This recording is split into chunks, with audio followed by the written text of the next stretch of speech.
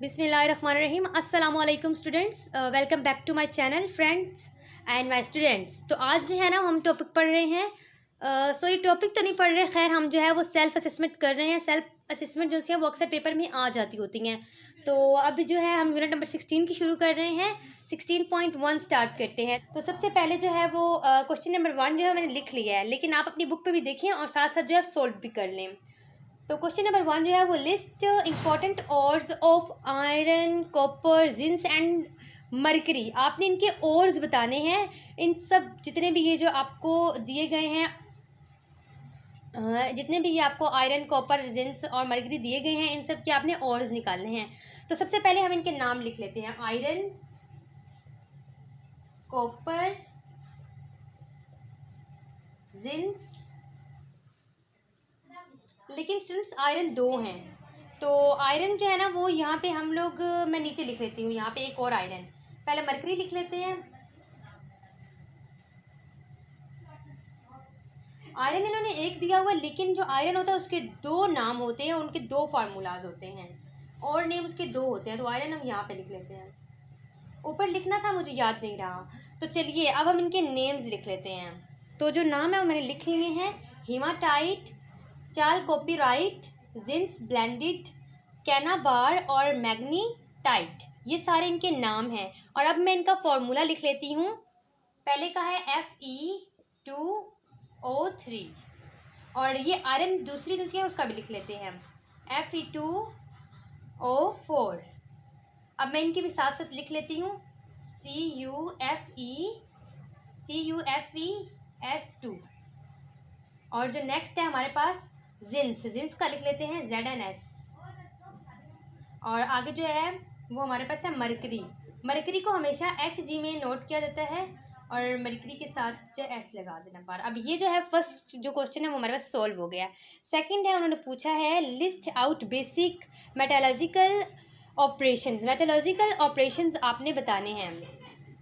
Basic मेटालॉजिकल operation जो है ना वो आपने ये इनकी हेडिंग लिख लेनी है। ऊपर आंसर में हेडिंग लिख लेनी है, उसके बाद आपने लिखना है the main steps in the process. जो मेन स्टेप्स हैं इस प्रोसेस में वो 4 होते हैं। तो चारों प्रोसेस के जो नाम है वो मैं आपको राइट करके दे देती हूँ, वो आप नोट कर लें,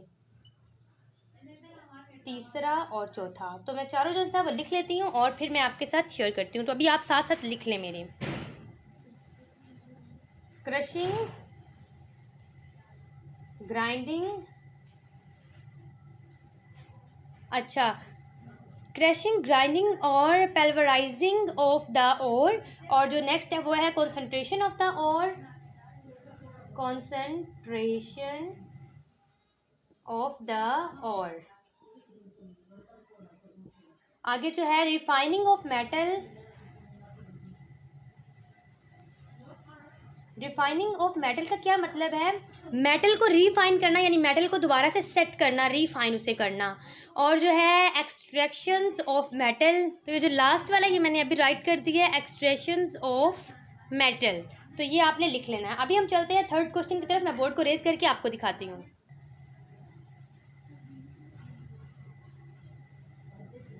स्टूडेंट्स थर्ड का जो आंसर है ना वो मैं आपको थर्ड क्वेश्चन बोल देती हूँ, यहाँ पे क्वेश्चन राइट नहीं कर रही। क्वेश्चन है list main processes use to concentrate the ore. आपने वो 3 प्रोसेस बताने हैं जो कि कंसनट्रेट करते हैं एक ओर को, तो उनकी लिस्ट बनानी। लिस्ट का मतलब होता है आप उसे इस तरीके से जो है वो तीनों को लिखेंगे, लाइन वाइज नहीं लिखेंगे, नीचे की तरफ आपने एक लिस्ट बनानी है। तो तीनों जो है वो मैं आपको लिख देती हूँ यहाँ पे। पहला जो है वो हमारे पास है मैग्नेटिक सेपरेशन। सेकंड वाला जो है उसे हम लिखेंगे साइक्लोन सेपरेशन, ये साइक्लोन है।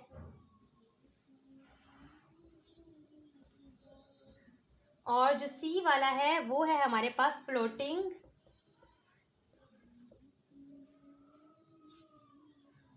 है यार,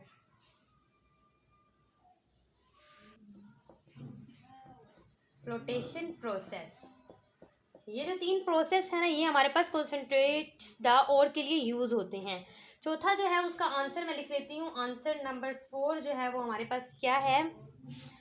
आंसर क्वेश्चन आपको पता होना चाहिए, उसके बाद आप आंसर लिख सकते हैं। Right names of method used in the concentrations of a metal from its concentrated ore। आपने उन methods के नाम लिखने हैं जो कि extractions के लिए, एक्सट्रैक्शन ऑफ मेटल्स के लिए यूज़ होते हैं, कॉन्सेंट्रेटेड ओर से वो निकलते हैं, तो उनके नाम आपने लिखने हैं। तो इनकी भी आपने एक लिस्ट बनानी है।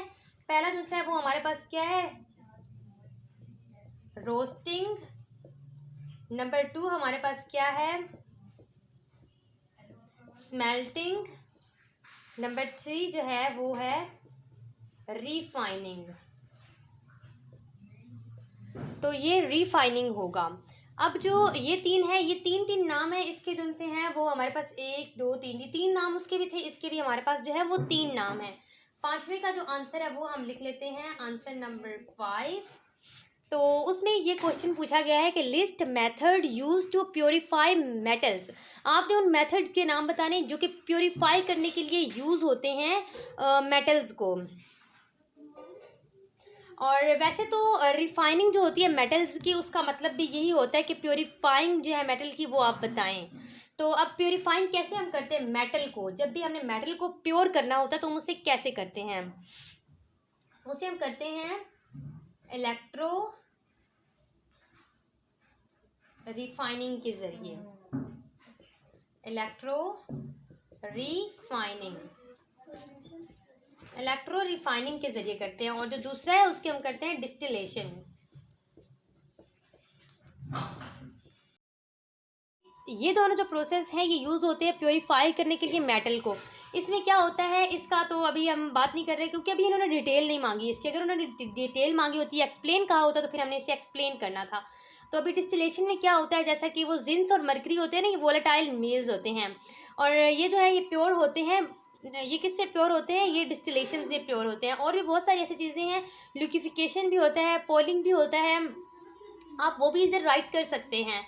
लेकिन अभी मैंने जो है ना वो ये राइट कर दिया। अगर आप वो भी लिखना चाहते हैं तो वो भी आप साथ लिख सकते हैं, लिक्विफिकेशन और पोलिंग भी। स्टूडेंट्स, अगर आपको वीडियो अच्छी लगी हो तो इसे ज़रूर लाइक कर दीजिएगा, और जो भी स्टूडेंट्स चैनल पर नए हैं वो चैनल को ज़रूर सब्सक्राइब कर दीजिएगा। मुझे अपनी दुआओं में याद रखिएगा और अपना भी बहुत सारा ख्याल रखिएगा। नेक्स्ट वीडियो तक मुझे दीजिए इजाज़त। अल्लाह हाफिज़।